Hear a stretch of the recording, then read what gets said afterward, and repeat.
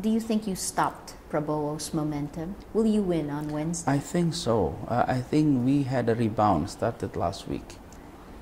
We had a rebound, and the feeling of yes, Jokowi, finally Jokowi, and even the hashtag in the social media, akhirnya Jokowi. Yes, yes. Akhirnya memilih Jokowi. Finally, I voted for Jokowi. That type of message resonate very strong, and often the educated groups, the middle class. It's not only about Jokowi or JK, or Jokowi and Prabowo, but also about will my peers vote along my vote. So checking around is also a factor. And when they look around and wow, my friends are actually trusting their vote for Jokowi, I'll do the same.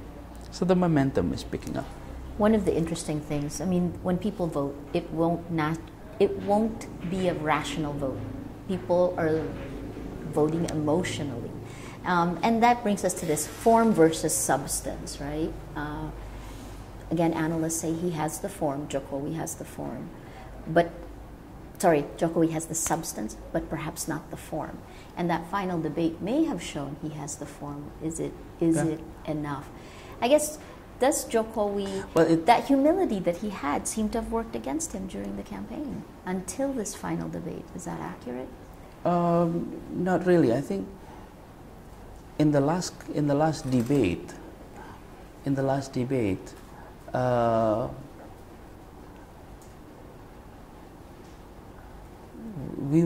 Jokowi and JK were able to sort of show that they know exactly what they're talking about, and convince people that the delivery of the message is as firm as the other side.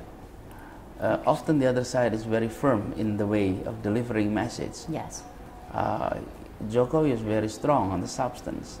The delivery is very polite, very humble.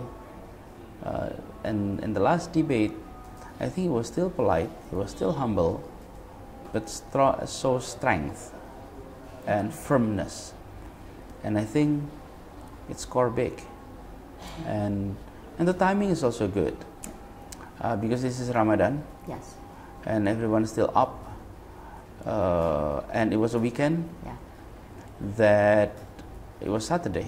Usually the debate is on Sunday. So people stay up.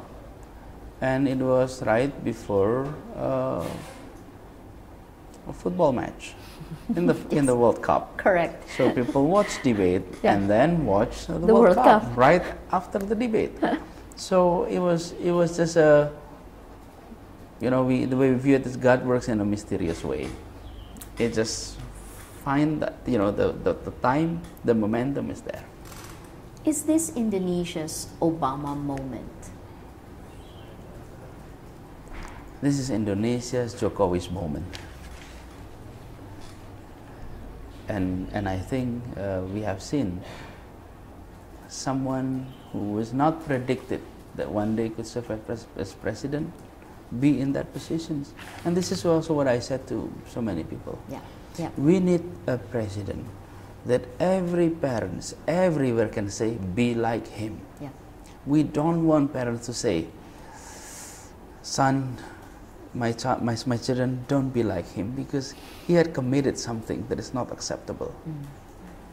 Interesting. Moral high ground. So Moral high ground Yeah, is very yeah. important. This is not only about solving problems, creating good policies. You are serving as a symbol of the nations. Your record must show the records of the nations. And it must reflect the pride of the nations. We need someone that is out there and make everyone feels that's the guy. Jokowi's been compared to Obama outside of Indonesia. At the same time, in Indonesia, at the low point in the campaign, he was compared to Gus Dur, someone who had the moral high ground, but in the end was an ineffective leader.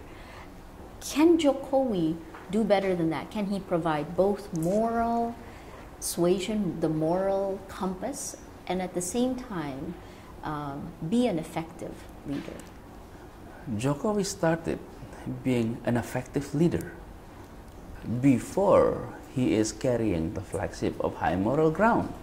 So he wasn't working the other way around. He was a successful mayor, re-elected by more than 90% of the people, which is impressive. And then people see his view, people see his attitude, people see the way he organized his administrations. Then he become the flag of a high moral ground. And I think that's what difference compared to many opposition leaders across the globe that started its movement for calling for change of government, Yep. with high moral ground but very minimum administrative experience. It happened in Africa, it happened in East Asia, it happened in South America, it happened also in Southeast Asia. But this is the other way around. Yes. And I think that's why the youth is so engaged, is because they're not seeing him simply as someone who is decent, honest, with integrity, but also someone who gets things done. So why did Prabowo do so well in the campaign? Because it is two candidates. Okay. Had the candidates only were three, I think the story would have been very different. Interesting. Because it's only two, so you just have to choose. Yeah. Yeah. But if you're not comfortable with A, then you choose B. And if a large portion saying I'm not comfortable with both, they don't have an alternatives. And I think that's what create this kind of even. right. What about real politic for Jokowi? I mean, certainly PDIP, Jokowi could have come into this campaign period with stronger coalitions.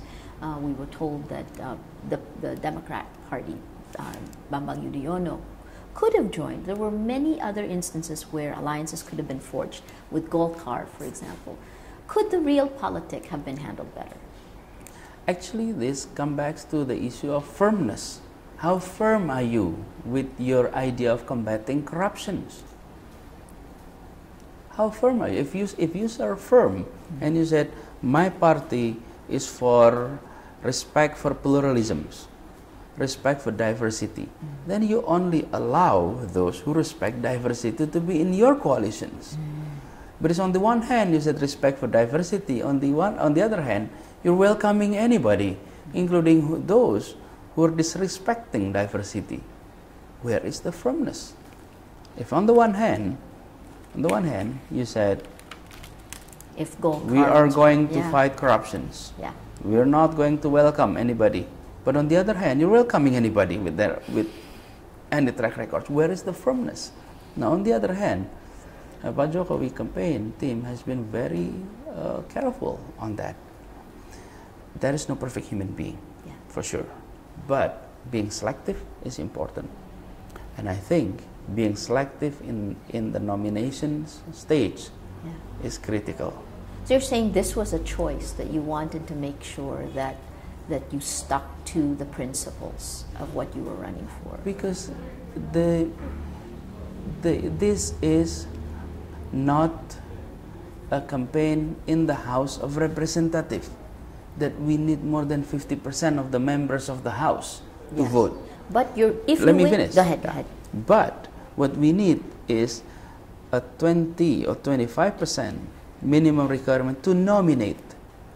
Okay, then it's the entire electorate, the entire population is going to vote. Yes. Now, that's why I always said this is to nominate. Once the president is elected, once election is over, I believe the form would change. Some coalitions would definitely change. Interesting. After the election is over, I think we're entering a new stage. Yeah. Managing Jakarta politics. that is managing political parties, that is managing all interest groups and everything. That's quite different. And there is no guarantee, and it has been it has been proven in the past that if a party got 5% of support in the elections, and then the party decided to support a candidate, then all these 5% will follow. Yeah, yeah. There is no guarantee, and in fact, there's no correlations between who you voted for the legislatures and those who voted, and how they voted in the presidential elections. Interesting. So personalities matters a lot, because at the end of the day, it's about electing an individuals, and that's why for the Jokowi interest, it is much better to have a slim but credible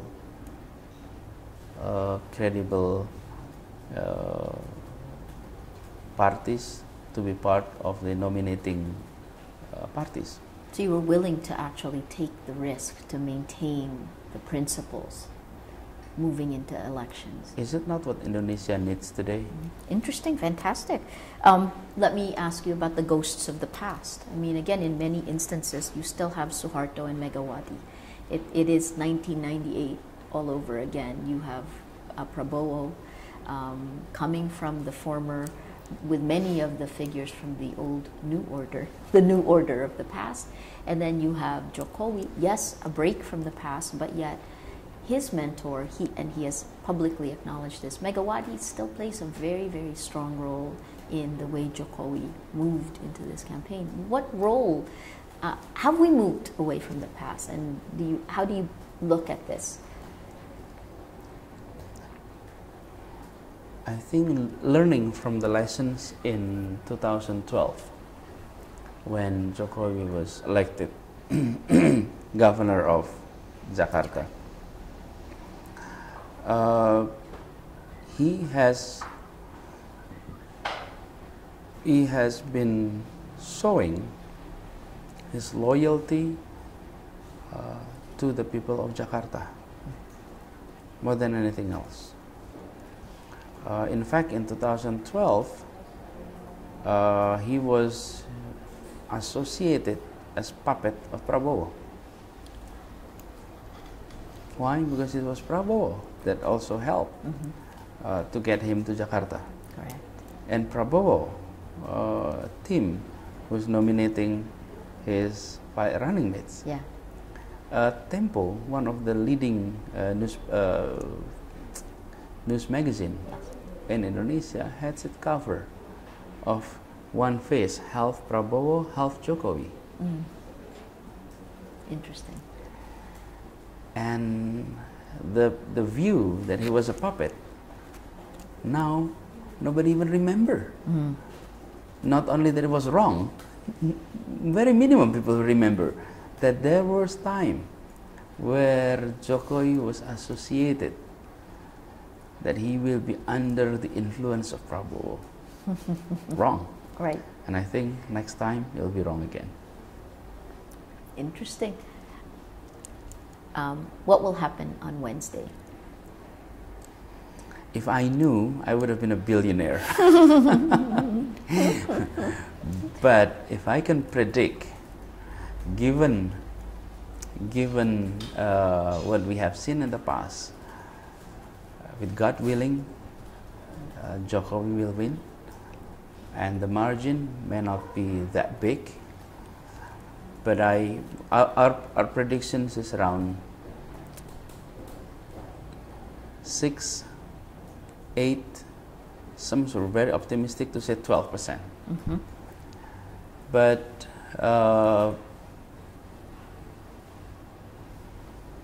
what we would like to see and would like to ensure to take place is clean and dignified electoral process. That's what we need. With Jokowi and the team do not have control over the bureaucracy. We do not have control over security apparatus. None whatsoever. So what we are concerned is intervention. If there is no interventions, there is no cooking Yep. of what sort, of any kind, we will see Jokowi coming out of the July 9th, bringing victory. If the margin is so small, what are the possibilities of violence? I think the Indonesian police, the Indonesian armed force will never tolerate any violence, especially after elections. We have had elections in so many places, every 5 years, and in general, it has been peaceful elections. So I think the Indonesian police and the Indonesian armed force is very prepared. But his not contender, Jokowi's contender, is a man who's been accused in the past of engineering violence. Is this a concern?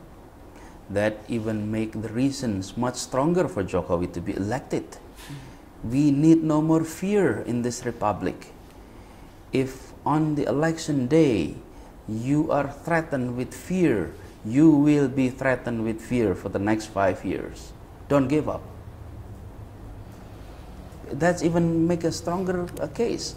Yes. And I think Pak Prabowo has no intention whatsoever to actually inflict chaos. No, I think he wanted to prove. Yes. He wanted to prove that he is not what the public thought. Yes. I view him as a patriot. Yes. I view him as someone who loves the nations, and I view him as someone who wants to make a change for Indonesia. I don't think, and I believe this, I don't think Pak Prabowo ever intend to actually inflict chaos. That is the pictures that he wanted to avoid. Yes. That he doesn't want. Imagine if that happens. History Indonesia will write him not as a good ending. Yes. Because if he loses this election, that's it, it's over. Correct. Can he control his allies? If he is a firm leader, he is able to control his ally. And I believe he has been saying that he is firm, Yes. so he should be able to control the allies. If Jokowi wins, what are the challenges ahead for a Jokowi presidency? Fortunately, this is a one-round election. So we have about 3 months to prepare before taking over the office. And what will be the priorities? What are the challenges ahead, the opportunities for Indonesia? As soon as he's elected, I think what the type of change that we need is the feeling that we're entering a new stage. We're entering new Indonesia. We're entering where the good guy is in charge, and the good guy will stick together. And I think that feeling is priceless. Programs, strategy, implementation will take time. But the change of atmosphere can take place immediately. And that change of atmosphere will change people's view. It will translate into hope.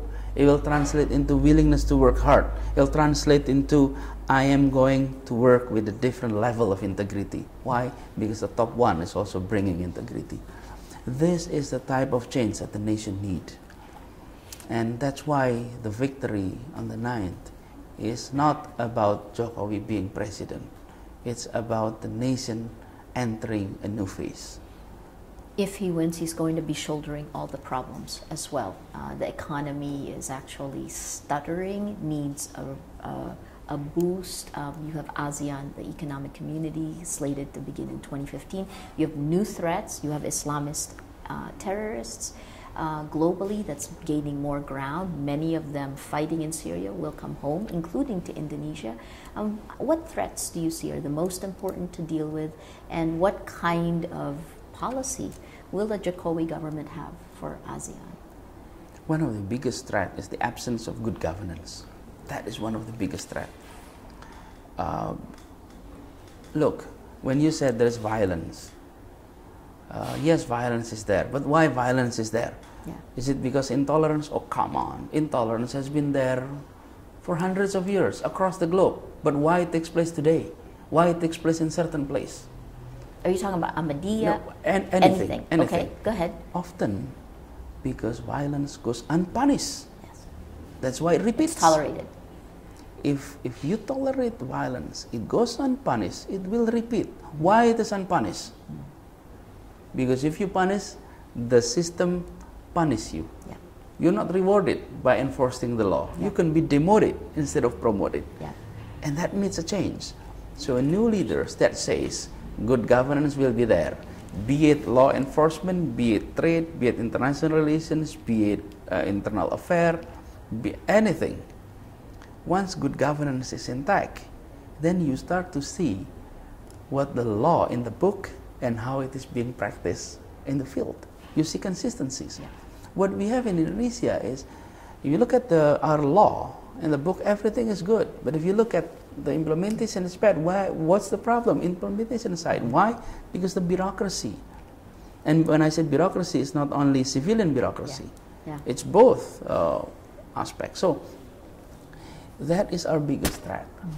And democracy often forgot that what makes things work is not only those who get elected, but those who are working within the black box of democracy, Yes. of bureaucracy. And we need to fix that. So of all the challenges, fixing the machinery of our government is the biggest challenge. And this is big. And if we can fix that. Last night I had a meeting. Well, it was just an iftar gathering. Someone came and said, you know, I didn't vote for Jokowi, for the governor of Jakarta. I voted for the other guy because he's not from Jakarta. We need someone who understands Jakarta. And that's what he said. And then he became governor. I was skeptical until I come to a sub-district office to process my ID. And then at that time, I prepared some money, pocket money for the guy, because that's usually the approach. And they said, nope, we're not accepting money. Oh, you're not accepting money? No. After Pak Jokowi, nobody wants to touch anything like this. Why? I get demoted. Some of my friends were even fired because of that. And he was surprised. Is it really? And it was a small sub-district. And he checked with people, and that is the feeling, and that is the environment. That's the type of change. If we can start to restore trust in our government, in our bureaucracy, then we have a better functioning democracy. And that's also how we control peace. Peace is not about absence of violence. Peace is also about presence of the feeling of justice. Yes. And how do you ensure feeling of justice? By giving equal treatment to all. But how do you give it equal treatment to all? By having a functioning bureaucracy. Yeah. Again, so with all those major challenges across various different fields, at the end of the day, what Jokowi has in his hand to control is this large bureaucracy. That's definitely the police force, the administrations, the armed force. That's in control. And if that can be fixed, it'll send a different message to the nations. So internally, this is an amazing goal. But foreign policy-wise, what will drive foreign policy in terms of diplomatic relations, looking at the threats that are out there? I think Indonesia will continue to retain its major role in ASEAN and also in the globe. Will definitely continue. But the strength of every international relations is depend on its domestic power. If it's in domestic power, you're not able to deliver, you lose credibility to send any message across the globe. I mean, you have to have your home work done well, and I think that's where the strength of Pak Jokowi. So what's good will be continue. I think we may need to work on calibrating between trade and diplomacy, as many nations are now doing. Yep. because much of the international relation is now about business or economic relationship. Yes. I think we need to work on calibrating that. But other than that, we need to fix our homework. And the last policy question is on economics. What are the main things? Obviously, the fuel subsidy was discussed in the debates, but not directly answered. I mean, this is something that's been hanging over Indonesia since the time of Suharto. What do you plan to do to make this? But Jokowi plan number one is on the issue of energy and infrastructure. Those are the big issues. On the issue of energy, for example, part of the large portions of the subsidy goes to electric generating activities.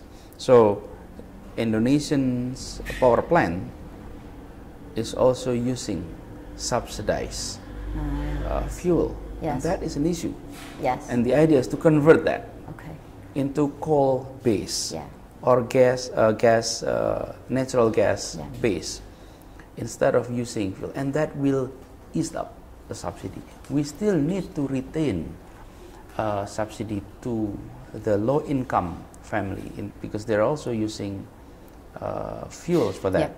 But we don't need to provide subsidies for power plant, electric generating plant, and I think that sort of conversion on that is the priority. Yep. That is overlooked.